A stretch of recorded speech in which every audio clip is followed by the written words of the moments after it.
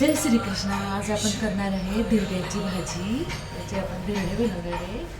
आणि हे मसाल्याचं वाटण आहे आणि हा मिरची मसाला मीठ टाकून आपण याचा रस्सा फोडून देणार आहे. आपली आता जिरं मोहरी परतवली आहे आणि आता आपण याच्यामध्ये जिरं मोहरी टाकून आणि आपल्या आवडीनुसार आपण मसाला घेऊ 2 चमचे. हळद घेऊ आणि मिरची घेऊ 2 चमचे आणि धने जिऱ्याची पूड घेऊ 2 चमचे. आणि हा जिरं मोहरी तडतडली का हा मसाला आपण वाटून टाकून त्याच्यात परतून घेऊ आणि मग हा मसाला टाकू आणि मग पाण्याला फोडणी देऊ.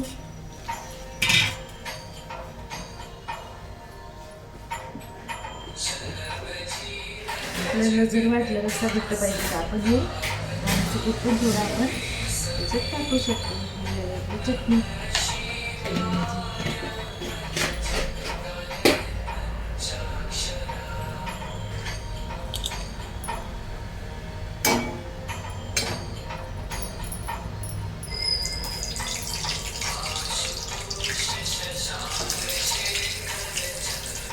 आपण मसाला आधीच वाटण केलेला होता.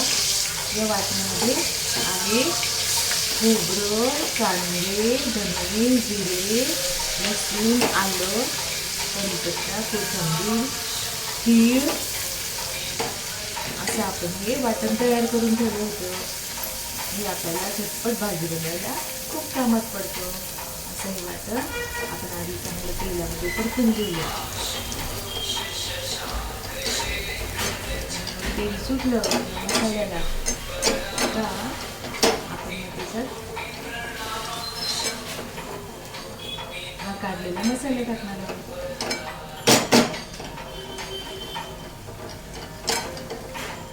आता आपण हे काढलेलं मसाला टाकणार आहोत. चांगला तेल परतून घेणार आहोत.